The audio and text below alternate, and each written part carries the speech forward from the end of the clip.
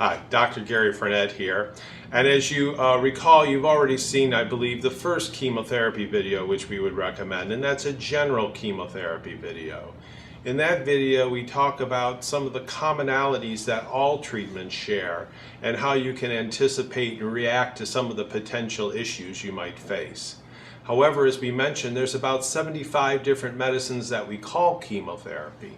And we now wanted to produce a video speaking to you about the specific medications you'll be taking. In this video, we're going to discuss several issues with regard to that treatment. How do those drugs work? How are those treatments administered? What is the schedule of treatments? And we'll go into some of the potential reactions you could have to that treatment and how you can adjust to them. As always, whenever you have any questions, you should call your healthcare team if there's ever an issue. But by watching these videos, you may be better able to anticipate and prepare for some of the rare side effects that can happen. So as you can see here, we're actually within a chemotherapy treatment room. And we have chemotherapy chairs where you can sit and even lie back. There's TVs and internet access so that you can be entertained. And we'll also allow you to have a family member with you or a friend with you during your treatment. The specific number of treatments and the regulations, such as how old they need to be, will be discussed with you with your healthcare team during your chemotherapy teaching session.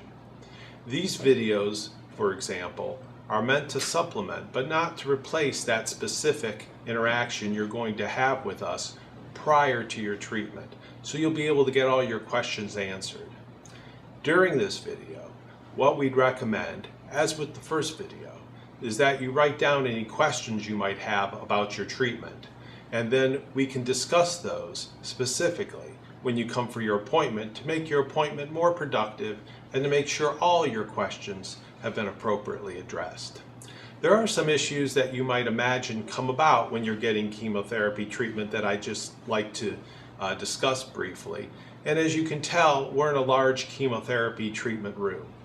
That's done on purpose so that the nurses can have visual access to you during your treatment. If there are any unfortunate reactions or problems that you're having, we can recognize those immediately. Because it is an open space though, we usually ask that patients refrain from wearing heavy perfumes or colognes.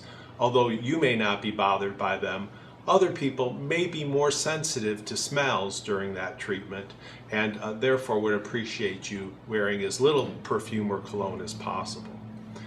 Likewise, oftentimes patients will bring snacks or food into the chemotherapy treatment room, which is completely reasonable and appropriate. But we'd ask that they not be especially strong smelling because, once again, some people can develop an aversion to strongly smelling food during their treatment. And so as a courtesy to others, we would ask that you try to respect that during your treatment. In addition to the TV, for example, or computers, a lot of times people like to listen to music or other audible entertainment. Because other people may be trying to rest, it's always a nice idea to bring headphones or something like that into your treatment room so you can enjoy the music or the TV at the volume you like without having to worry about disturbing others. The next portion of the video is going to be a slide presentation of your specific chemotherapy treatment. Make sure you have a notepad with you and jot down any notes or questions you might have or that the slide presentation generates so that we can answer them during your in-person visit with us afterwards. This video represents the views of Dr. Gary Frenette and not any clinic or hospital system. It's designed to supplement, but not replace, the written and verbal information provided to you during your teaching sessions.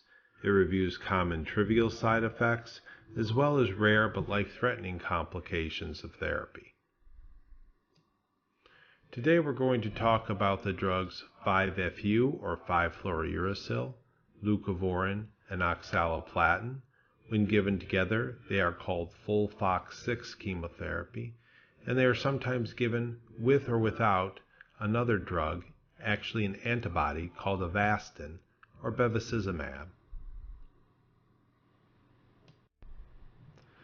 To best understand how chemotherapy in general works and why we're recommending this treatment, you'll need a brief refresher on biology. Don't worry, we're going to keep it fairly simple.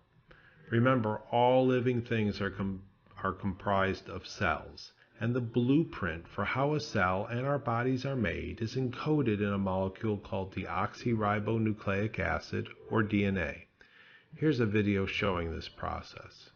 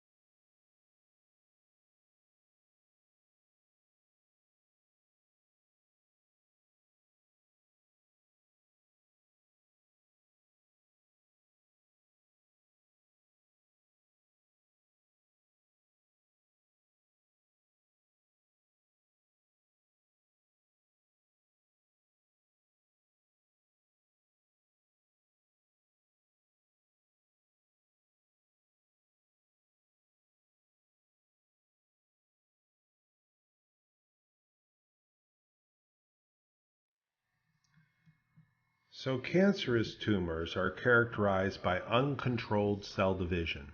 Both normal and cancerous cells divide by going through something called the cell cycle.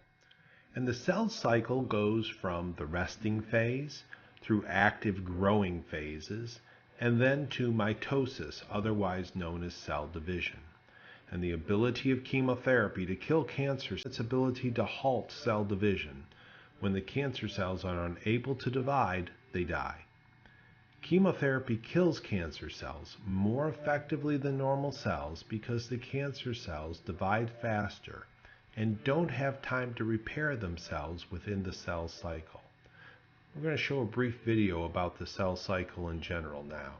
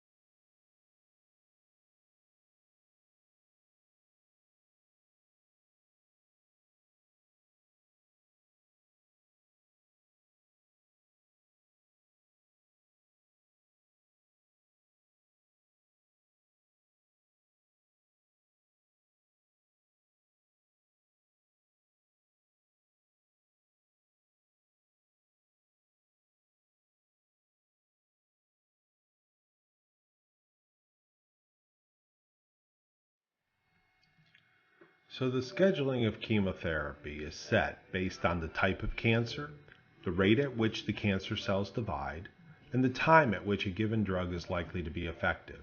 That is why chemotherapy is typically given in cycles. Cycles are simply treatments that are separated by time intervals. During this time, the cancer is killed while the normal cells have time to heal. When that healing of the normal cells has not quite completed, side effects can occur. The normal cells, most commonly affected by chemotherapy, include blood cells, the lining of the stomach and the colon, and hair follicles. This accounts for common side effects which can include low blood counts, mouth sores, nausea, and hair loss. Let's talk about some of the specific drugs. 5-fluorouracil, or 5-FU, belongs to a class of drugs called antimetabolites. 5-FU is similar to molecules which are used for DNA and RNA synthesis. When 5-FU is mistaken for its normal counterpart by the cancer cells, it causes the cell to die. 5-FU works only when the cell is duplicating its DNA and RNA, and therefore it's most effective if given slowly over a longer period of time, known as a continuous infusion. Leucovorin is similar to folic acid, which is a B vitamin that's necessary for DNA synthesis. Leucovorin works with 5-FU to better inhibit the protein responsible for making one of the major building blocks of DNA and RNA, two molecules that once again encode the blueprint for the cancer cell. If the cancer cell is missing a crucial building block for DNA, it dies. Oxaliplatin is an alkylating agent which works by binding physically to the DNA. When oxaliplatin binds to the DNA, it causes it to replicate incorrectly, and those errors in DNA, which act as a blueprint of the cell, cause it to die. Oxaliplatin works when the cell is resting, and therefore it can be given in the chemotherapy suite over a few hours, rather than as a continuous infusion as the 5-FU is given. Lastly, we're going to talk about a drug you may or may not receive called bevacizumab or Avastin. Avastin is actually a monoclonal antibody that targets the blood vessels of the tumor, and it's thought to act in two different ways. It increases the leakiness of the blood vessels in the tumor, allowing more chemotherapy to enter, and it inhibits new blood vessel growth within the tumor, starving it for nutrients. In the next video, we show the receptor upon which Avastin is acting. When unimpeded by Avastin, it sends its signal to the cell to divide, and Avastin is able to inhibit this signal from being sent.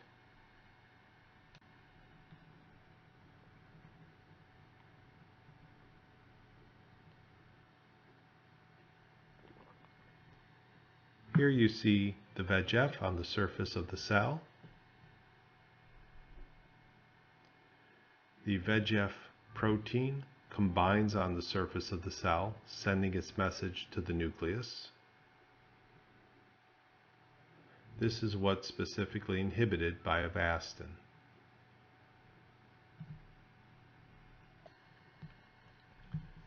Let's talk about the schedule of Folfox-6 chemotherapy.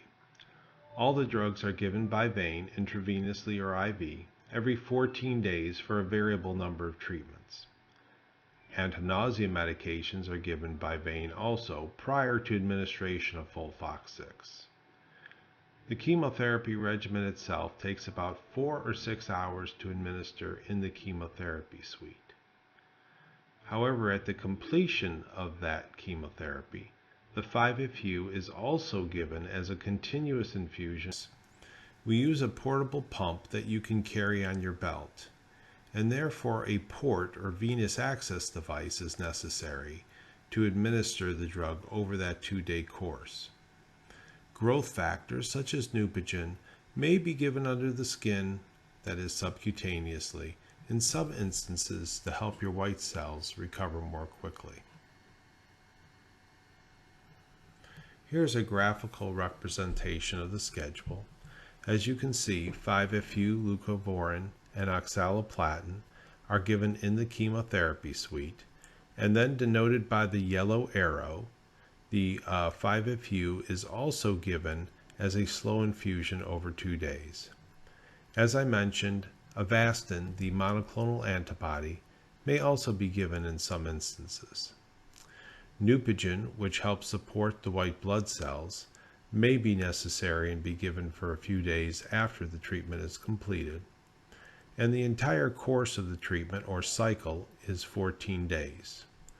Once again, a variable number of cycles are given, but often 12 or more are given.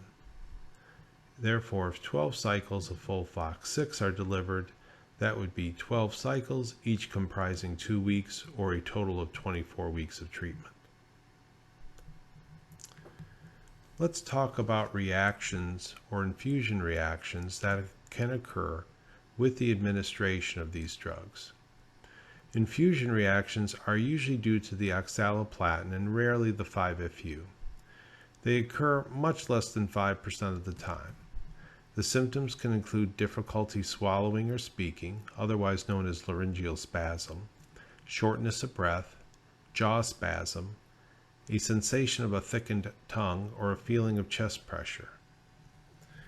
These symptoms generally start within minutes to hours of the oxaliplatin infusion and can also be precipitated by exposure to cold. If this occurs, future oxaliplatin infusions can be given over a longer time frame to help reduce the incidence of this side effect. Nearly all these reactions are mild, but very rarely they can be serious or life-threatening. For that reason, you'll be closely watched during the initial portion of your treatment. Most importantly, when we talk about side effects or things that can occur after the administration of these drugs, please remember that each person's reaction to chemotherapy is different. Some people have very few side effects, while others may experience more. The side effects described here won't affect everyone who has Folfox-6 chemotherapy. Less serious, but still bothersome side effects can include heartburn, and that often feels like a pit in the stomach or even nausea. Please let us know if you're mentioning a feeling of acid in your esophagus or stomach, or excessive burping, as this can often be treated with medications that suppress acid suppression. Constipation or diarrhea can occur, although diarrhea is more common in this regimen.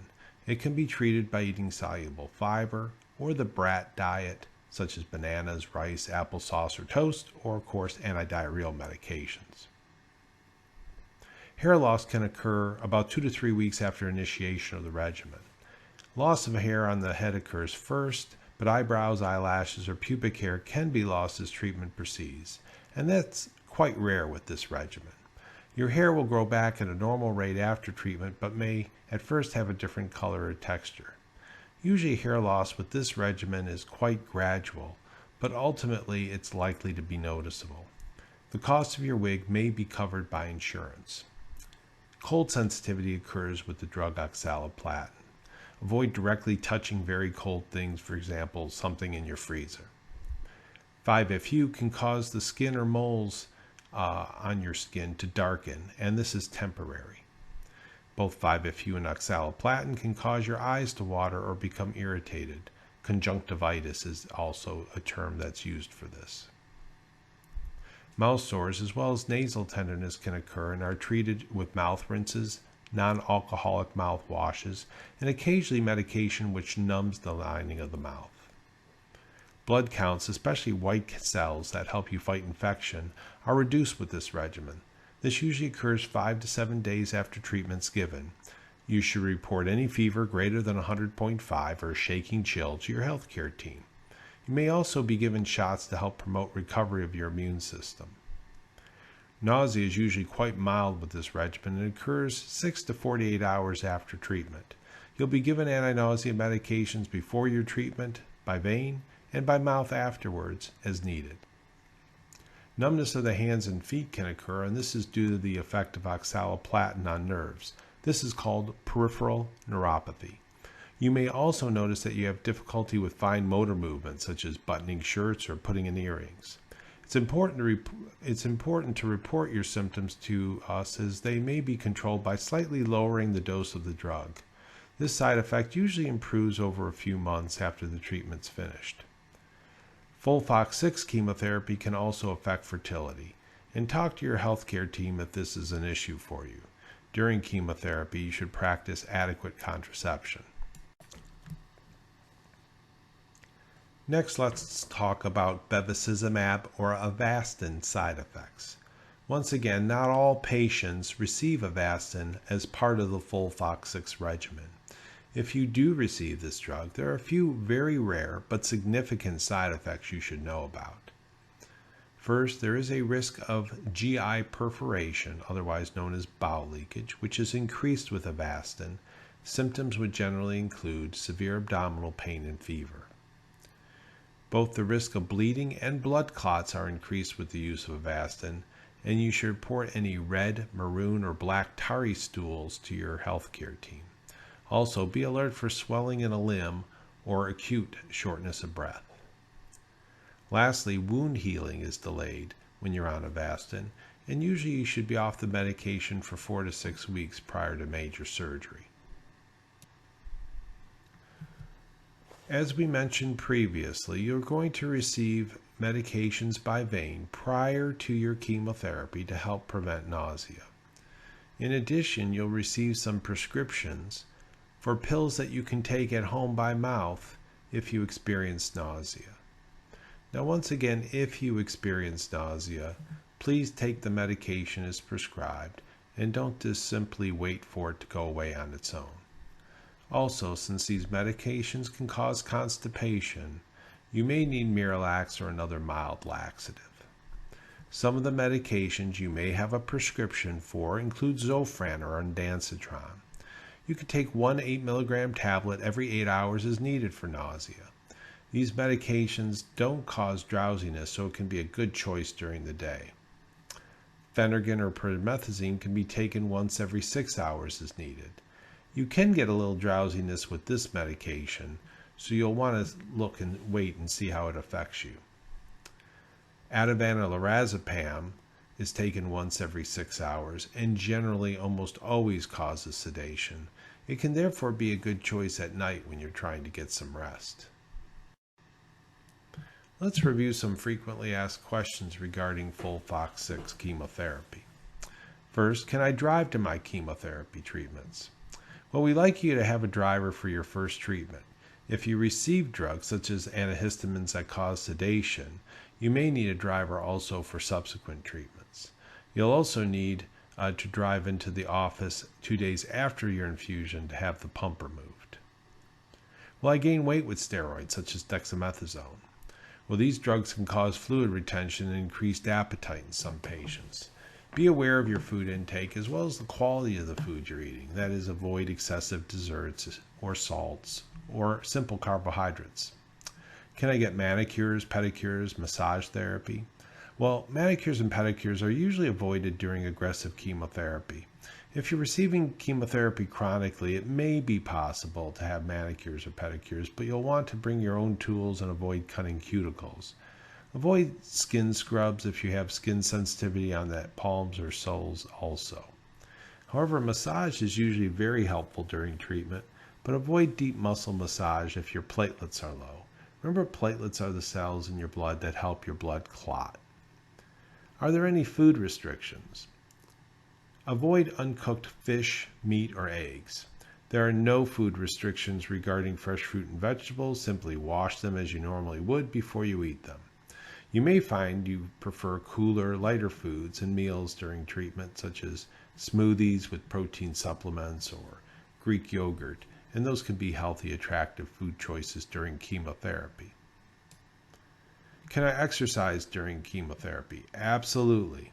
We strongly recommend that you do so in order to maintain your strength and endurance during treatment. You should pace yourself, however, especially on your slow days, and stop when you become fatigued. Should I change my diet to avoid cancer in the future? Well, we're going to discuss dietary changes, but you may find only certain foods appeal to you during treatment or that your sense of taste has changed. Start slowly with any dietary changes and maybe just focus on eating a healthy diet with non-processed foods as a start. Should I take anti-nausea medications at home after my treatment? Well, this is often necessary, as we've discussed before, and we'll give you instructions with regard to this during your visit with us. Can I take my regular medications? Unless you're informed otherwise, continue your current medications as prescribed by your physicians. Should I take vitamins or supplements? There can be significant interactions between supplements or vitamins and chemotherapy drugs. Please assemble a list of all these so that we can review them, and we strongly prefer that you stop them during your chemotherapy to avoid any potential side effects or drug interactions, and they can usually be safely resumed after therapy is completed. Do I need a port or intravascular access device? In this regimen you do, because you're receiving a continuous infusion of 5-FU. The only other way to deliver that medication would be to hospitalize you for several days with each treatment. More information about port placement follows this presentation. So in summary, chemotherapy is effective medicine because there's a therapeutic window. And in other words, the chemotherapy drugs are specifically designed to be toxic to cancer cells, while your normal cells have the ability to recover from the treatment. The chemotherapy treatment and supportive medications, such as anti-nausea drugs and shots to help your immune system, are delivered at specific times during each treatment or cycle. The side effects from chemotherapy are generally mild, self-limited, and managed with medications or behavioral changes. Severe side effects are very rare. If you have any questions or concerns regarding your therapy or the symptoms you're experiencing, please call your healthcare team. It's really what we're here for. That's the most important message of this entire presentation. Well, I want to thank you for watching the second video today, and I hope you've written down all your questions so that we can address them during a personal visit with your healthcare team, what we call a chemotherapy teaching session prior to your therapy. That way, I'm very confident that you're going to be comfortable with your treatment and be able to anticipate any issues that arise. As always, however, if something unexpected happens, I want you to feel very free to call us at any time for any reason so that we can address any concerns you might have.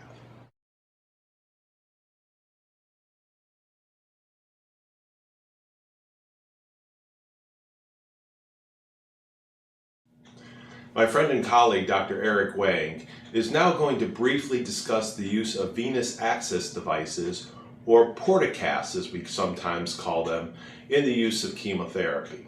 Not everyone who receives chemotherapy needs a portacast, but for example, those patients with poor access to veins in their arm, or patients who require continuous infusions of chemotherapy over 1 to 2 days, will be benefited by the use of these ports. With these ports, you can swim, you can shower, and perform other activities as he'll now discuss for you. So move ahead to the next section of the video if you think you may want to learn more about these devices, or if you believe you're a candidate for these. Welcome. I'm Dr. Eric Wang, interventional radiologist with the vascular and interventional specialists of Charlotte Radiology. Your healthcare provider has ordered a port placement for you. I'm here to review this procedure and to make you and your family members feel at ease. A port is a small device used to obtain safe and reliable access to administer IV medications, such as chemotherapy drugs or antibiotics, and also used to obtain blood samples. Port is a small device, as I mentioned, and is about the width of a quarter and less than ½ an inch thick. The port is implanted underneath the skin surface at the chest, a few centimeters below the collarbone, and this tubing is then inserted into a neck vein. Most patients are relieved after they have had their port placed that they no longer have to be stuck multiple times in their arms to get IV access. The port, once healed, is relatively unnoticeable and requires very little care. Patients resume their normal daily activities. This can include taking baths, exercise, and even swimming without worrying about the port. During your port placement, you'll be taken to an interventional radiology suite, where sophisticated X-ray equipment will be used for safe placement of your port. A technologist will then use special soap to wash the upper chest and neck, and then a sterile drape will be placed over the skin surface in order to provide a sterile environment to decrease the risk of infection. Once you are prepped, The nurse will give you sedation through an IV, and I will give you local numbing medication at the skin access site. A small pocket is created at the upper chest level, and then a catheter is placed under lifetime X-ray guidance into a neck vein. Once the port is placed, the pocket will be closed in a couple layers of absorbable suture, which will heal on its own. You will then go to the nursing recovery area and rest for about an hour prior to going home. Thank you for allowing Charlotte Radiology to be your healthcare provider. Please do not hesitate to ask additional questions during your visit.